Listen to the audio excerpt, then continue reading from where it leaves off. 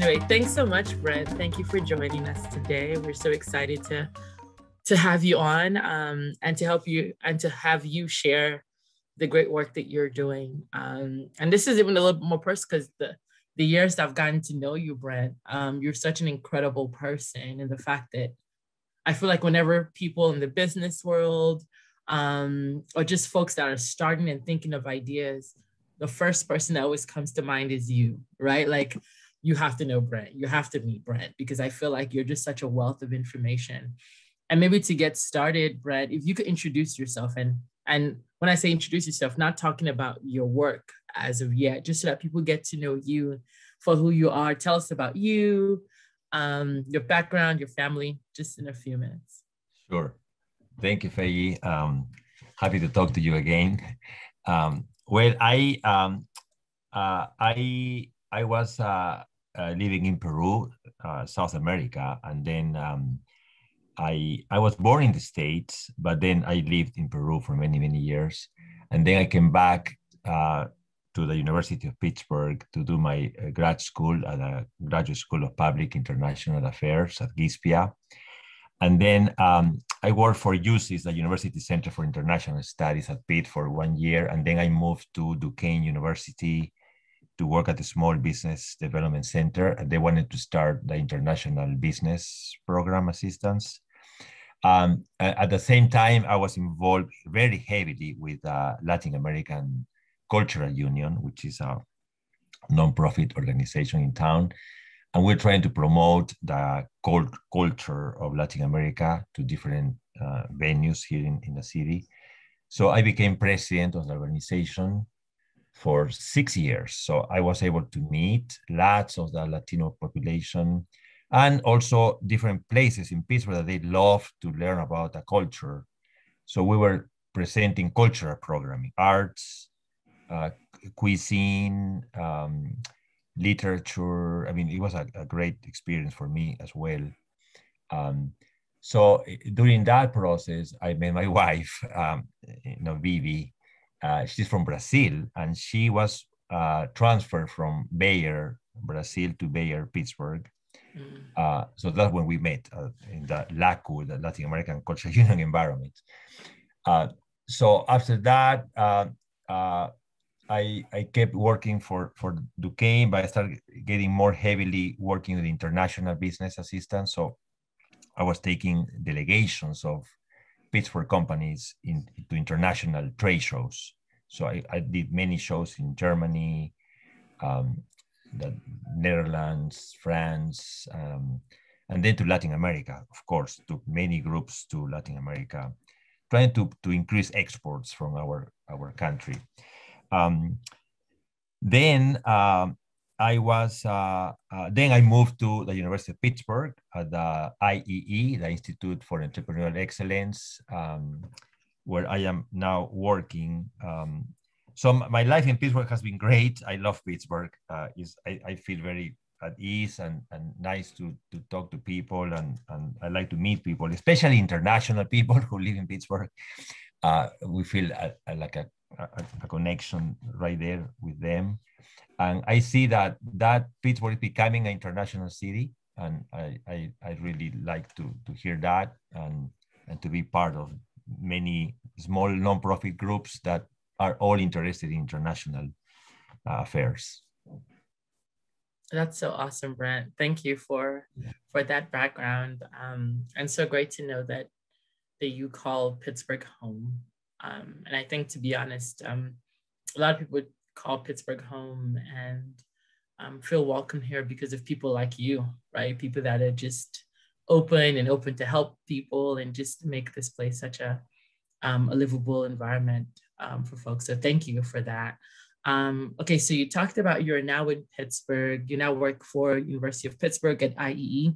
Tell us a little bit about your role there. What is your role in IEE, and what are some of the things that you do there?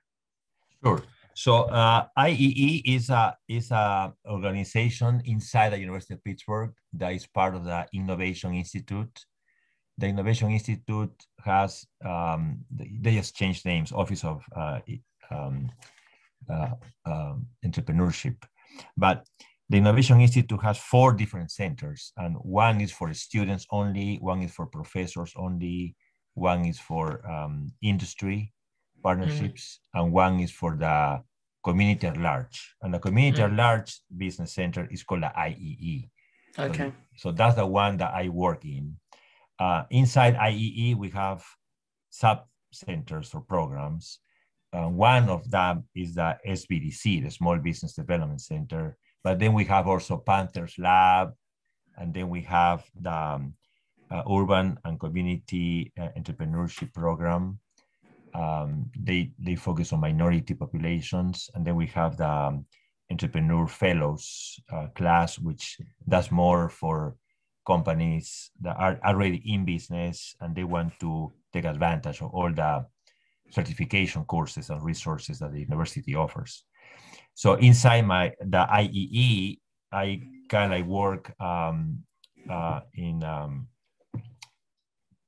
the SBDC, but I have lots of connections with and conversations almost on a daily basis with the other sub programs there, just all to try to help the business owner as much as we can, right?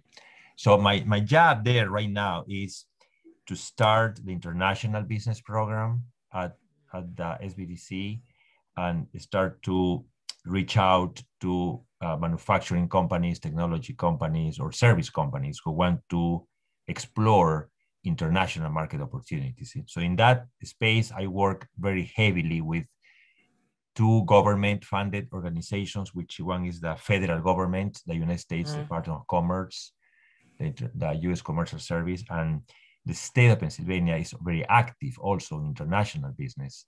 And the local agency here in town is the Southwestern Pennsylvania Commission. So I work with both of the groups. And so we get together and we offer monthly webinars on that. And in that webinars, we pull from the private sector, right? International lawyers, international accountants, international bankers, international freight forwarding companies, customs brokers. So that's every month. And then in between month to month, we have a pitch event, like a lunch and learn, where the exporting company comes and we meet for lunch. And then they have the opportunity to present their products and what problems they are having with international markets. And then we have the panelists who were speaking at the previous webinar present there so they can give feedback. And that's a great forum because they feed to each other. And also the other companies listening, they can also maybe advise or give contacts. So it has been working very well. And we're doing that the whole, all this spring term until end of June. And we do this every semester. So that's one function that I'm doing. The other function is that we call the Pittsburgh Immigrant Entrepreneurs, the PI, the Program for Immigrant Entrepreneurs. And that's more to cater all the services that the SBDC and IEE offer, more to maybe cater to immigrants, so there's lots of resources, right? So, but immigrants sometimes don't know about the resources and they don't know who to contact to access the resources. And you see that the immigrant population functions a little differently than the rest, in the sense that, like you said, they need a contact, okay? They need to know somebody, they need a name, they need a person that they can talk on the phone or email, because just institutional frameworks, for them, they don't work too easily at the beginning, okay? Or at least they need to understand that institutional frameworks in this country are very strong, but they're not used to deal with that. So we need to put a face to that institution, and then they connect with institution, and then they learn about institution and use the resources that we have. So that has been a work that I am passionate about, and really I want to just to be one more face in the landscape of Pittsburgh, that whoever comes and needs a question or needs assistance, they have a contact that maybe we can refer them to somebody else. But the referral has to be also a contact, right? So So it's just giving a website or just giving telephone numbers, that doesn't work. So that's the two areas: international business, and we call it Pittsburgh immigrant entrepreneurs. That's awesome. I want to focus a little bit more on the Pittsburgh entrepreneurs piece. And like you said, especially folks that are coming from different backgrounds, they might not necessarily know the laws and all the different nuances that exist here in our region. So I'm thinking of for people that are watching, because I do know when the Lawals, right, we're thinking about starting the restaurant business and she wanted to do a business plan, we referred them to you, right? We're just like, well, Brent could help you figure out all those different things. Well, what should people know? Like, well, how should people come and approach you if they're interested in starting a business? Do you want them to have an idea of what they want to do already? Could they be just thinking and just brainstorming and just need someone to pitch it to? Like, in what form should people come and approach you for help? Sure. Apply. Yeah. So since the program at the University of Pittsburgh is funded by the federal government, the SBA, the Small Business Administration funds the program, as well as the Pennsylvania Department of Community and Economic Development, DCED, under the PREP program, and also the university funds the program. So we are open to anyone at any level. Okay, so there's no barriers, no barriers. Okay. So we are here to help.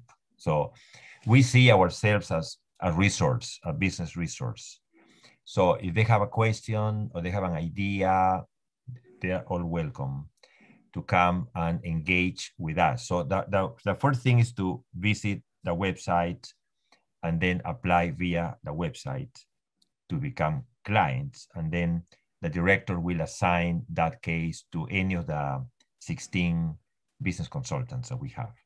Now, oh wow, if 16.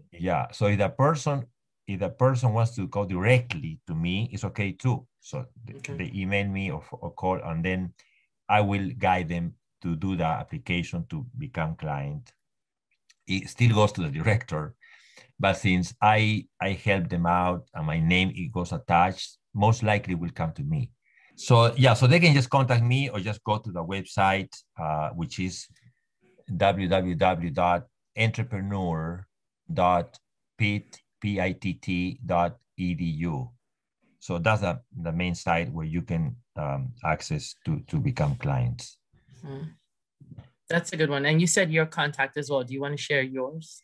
Oh yeah, sure. So my contact information, my email is brondon, BRONDON at innovation.pitt.edu. So that's my email. That's the first thing I get is emails, and then I start engaging more. Right now I am working from home, so my office phone, when somebody leaves a message, it comes through my email. Okay. But sometimes it's not smooth. Sometimes I don't hear anything in the email message. So maybe I think for now, just they can use the email, and then we go from there. And then when they become clients, we can talk more about giving my personal cell phone, just to engage, which I do. It's just that at the beginning, I first take the email and then we go from there. No, I think that's reasonable, Brent. And I think what I like about your saying, and of course we hear this so much with members of immigrant community where they get so shy because people look down on them because they might have an accent, right? Or like, wait, we can't understand you. But what I love about your program and you as being a contact is that is not a limiting factor, right? You're not the kind of person that would say, oh, I don't understand what you're saying. No, but instead you're like, no, we could work together. So for those watching, don't be intimidated because maybe you don't speak English fluently or whatnot. If you have an idea for a business, again, reach out to Brent, and he's a great contact. Yeah, and also these programs are government funded, right? So it's taxpayers' money. So they really have they should use these programs. So there's lots of programs and lots of contacts. It's really amazing the amount of resources we have in this country. So, but we don't know, right? So that's, I guess, one thing is to explain all the different resources available. That's good. I'm actually thinking of you for a meeting I just had earlier that we need to make sure we link you on. But something else, a question is for folks that maybe are not on the side where they want to start a business, but folks that are already have established businesses, they have experiences already, and might want to lend your services as a mentor or to help coach people.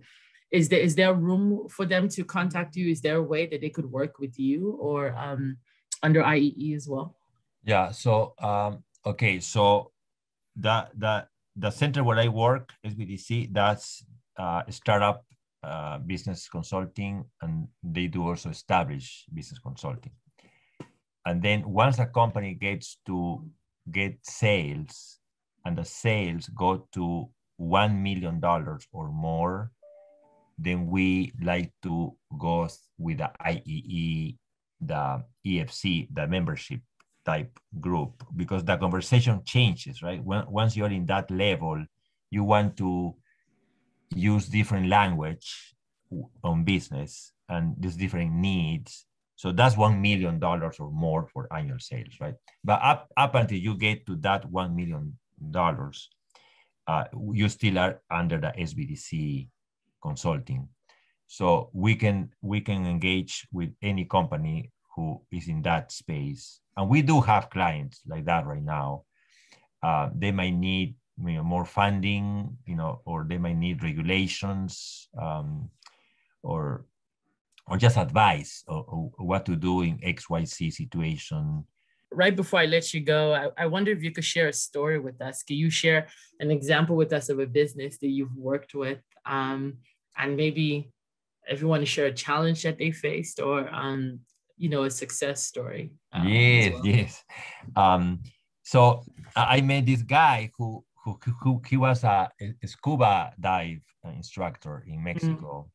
And this lady from Pittsburgh went on vacations and met the scuba dive instructor, and she liked him, he liked her. Okay, so she went back again and went back again. Well, finally they got married, and she invited him to move to Pittsburgh.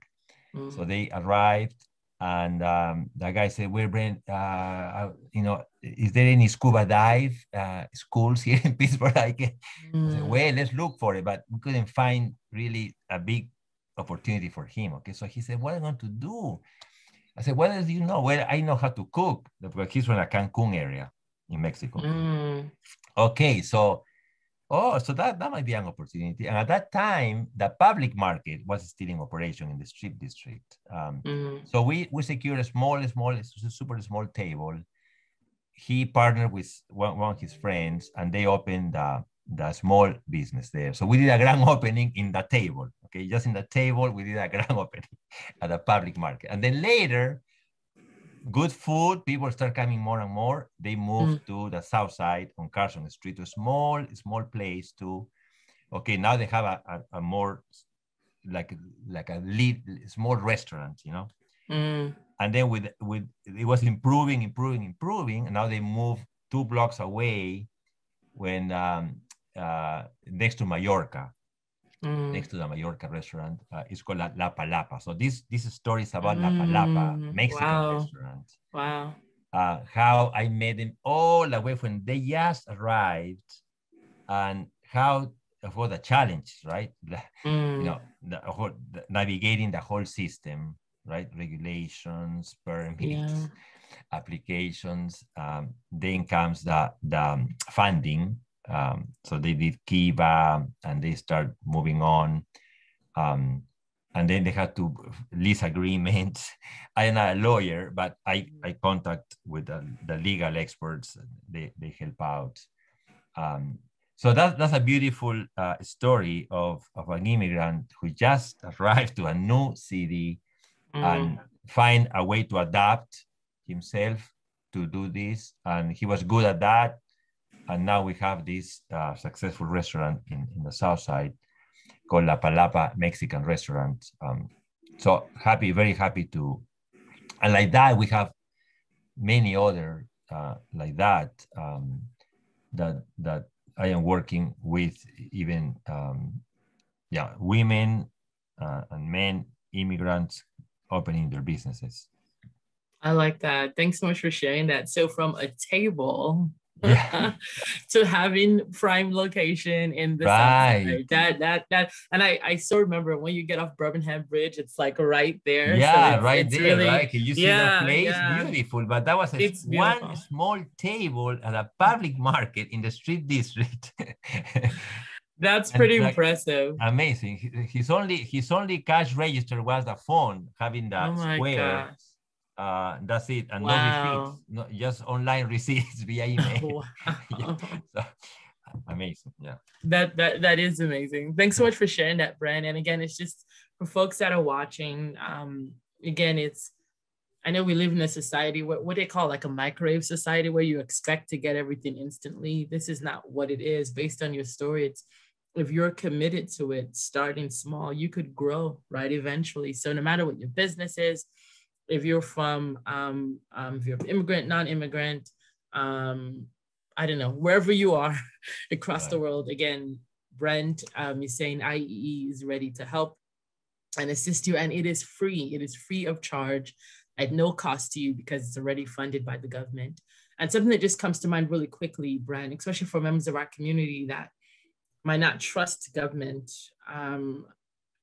Do you guys, and again, because it's government, you have to report, but in terms of folks that are,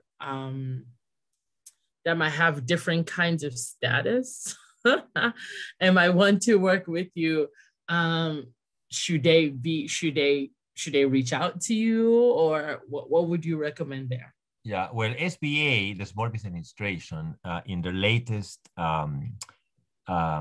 programs that they are launching to help the small businesses, now they are allowing people with only the ITIN number to apply.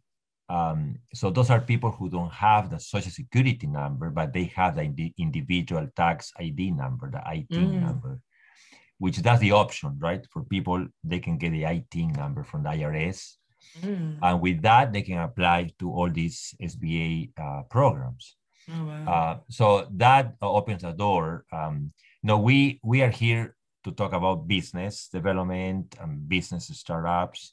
So of course, any business needs an EIN number, which is a tax ID number for the company, and that's given by the IRS. So when they apply to that, IRS will give them that, and then they go to register the company with the state of Pennsylvania. At that point, the state is not asking any of that type of information. They just ask specifically for the business name and the activity that the business is going to perform. And then we do the consulting, which is just a business consulting. And then we send that to the different private sector help, whatever help they need. And then they start moving on in the chain,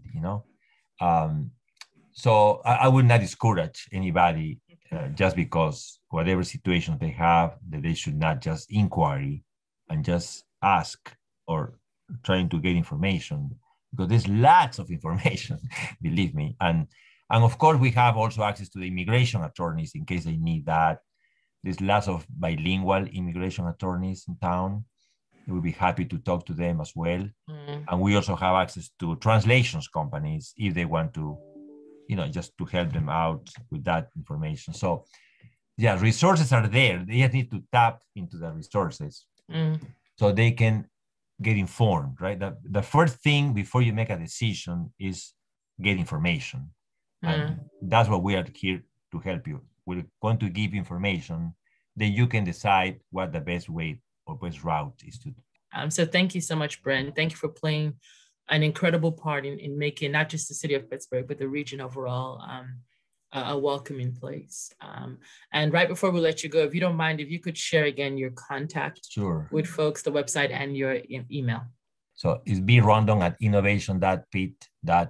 and the website is www.entrepreneur.pitt.edu. And we are located on Forbes Avenue, 3520 Forbes Avenue. But once we're open, right now we're closed, but once we're open, we're happy to host people there. Awesome. Thank you so much, Brent, and enjoy the rest of your day. Thanks for joining. Yeah, I have more clients now, more appointments. Awesome. Thanks, Brent. Sure. Talk to you later. Thank you. Bye. Take care. Bye. Bye-bye.